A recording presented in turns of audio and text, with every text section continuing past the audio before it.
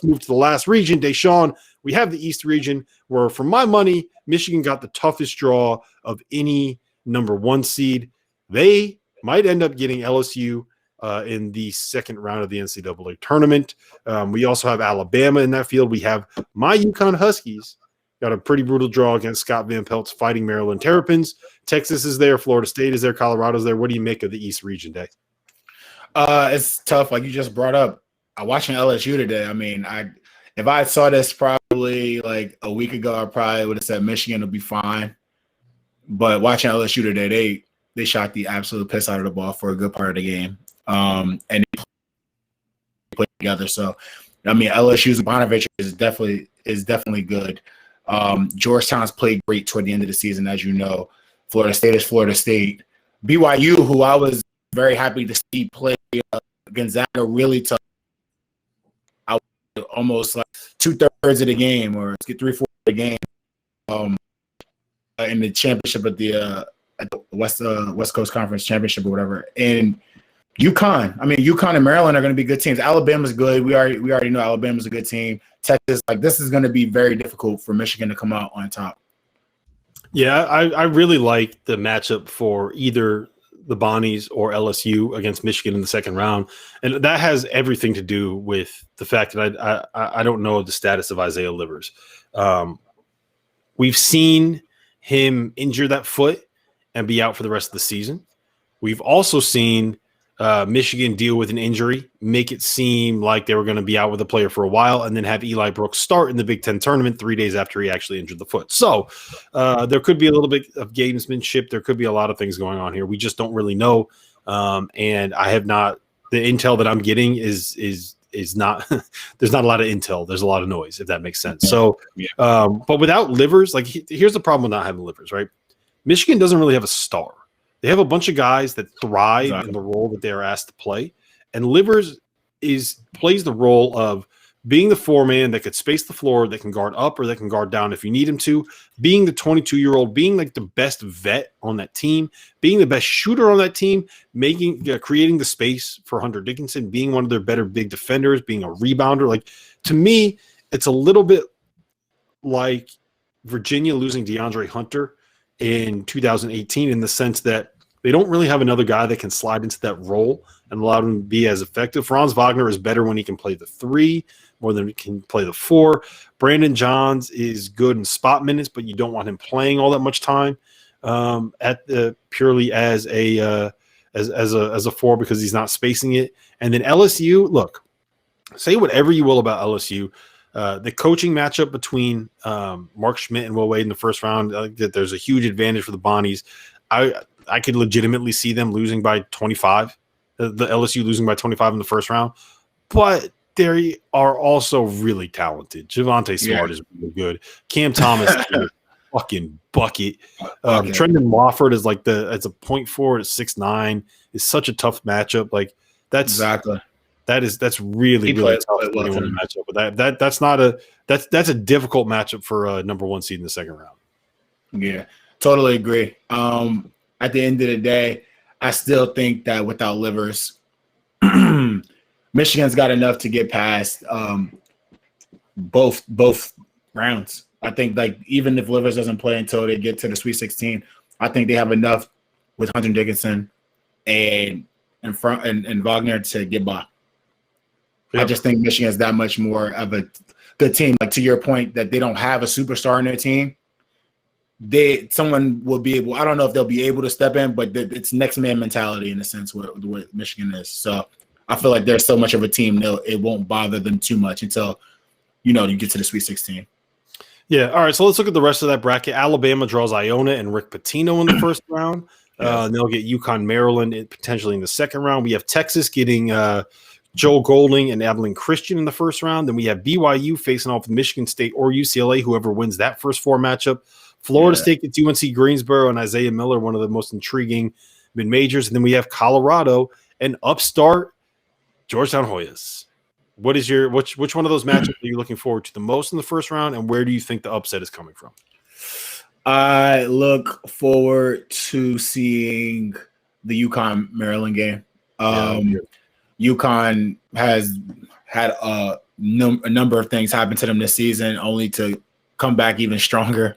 I think UConn has a good chance of beating Maryland. Maryland's good, but they also show tons of inconsistencies. So if I'm looking at UConn the way they're finishing up their year, I kind of think I'd take RJ Cole and Book Knight over. Yeah, honestly, I'm really worried about that matchup. If you look at all the other 10 seeds, I think they would all be better matchups for UConn. Now, Maryland is the kind of team that can go out there and like lose by 15 to literally anybody, but they also won at Illinois. Yeah, they won at Illinois. Like they're a really good team. They can create mismatches with the way that their guys can guard on the perimeter. The one thing that brings me hope is that they don't have much size inside. So I think Adama Sanogo and Isaiah Whaley can kind of overwhelm Maryland in the paint. But they have like 17 dudes that are 6'6" they can throw at Book Knight. And what we saw Creighton do in the Big East tournament, what was that? The semifinals was, they blitzed him. Every time he came off a ball screen, every time they came off a pin down, they sent two dudes at him. Yeah. And they made the bigs beat them, and the bigs weren't able to do it. So I think that's a tough matchup for UConn. I'm really intrigued. I think Georgetown pulls the upset here over Colorado. I love McKinley Wright, but I just think that Georgetown's 9-4 since they came out of their pause. They beat the shit out of Creighton. It was bad. Like they were up 54-21. Yeah, they were up 54-21. Like I haven't seen some shit like that since I was playing AAU. A championship game too, man. Like it's like. So I think Georgetown advances. I want to be into UNC Greensboro here, but like that is just such a tough matchup. Like Florida State against a mid-major with the athletes and the way that they can switch is just that's a really, really difficult matchup. Now UNC Greensboro does have a kid named Isaiah Miller, and if you got a chance to watch, like take 10 minutes and watch some film on him, like this dude, I think this dude might be a pro, but that's not a favorite. Like all the other 4 seeds, you probably would have been better off drawing. I also think Michigan State, UCLA against BYU. I think Michigan State can pull off that upset.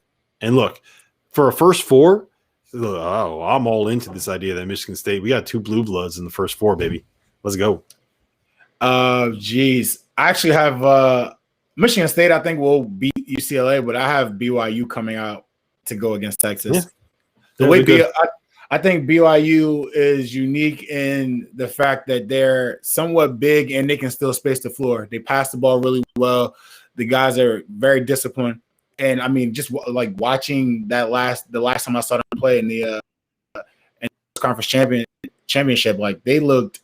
So I think they can cause Michigan State or cause UCLA some trouble, but I don't see them getting past Texas. All right, so break down how you see it playing out a little bit. Like, tell me who you got in the Elite Eight, who you got getting to the Final Four out of this region. In the Elite Eight, I have a Texas, Alabama. Actually, I'm worried about the Alabama Rick Pitino deal. I am too. Because, I mean, if Alabama doesn't shoot the ball well, I mean, it can get ugly. And it's not like Rick Pitino has a solid team. He has is it a redshirt senior he has there? That's pretty good. It's pretty good as far as a guard. But, like, I think seeing Rick Pitino the first round or any coach, like these guys getting ready to see Michigan State first round, it's just like, geez, like we get a damn 6 seed and then we possibly have to see Tom Izzo, who's done this before. So, like, I know the coach is just sitting there like, damn. But I got Alabama and Texas, and I have Michigan and Florida State.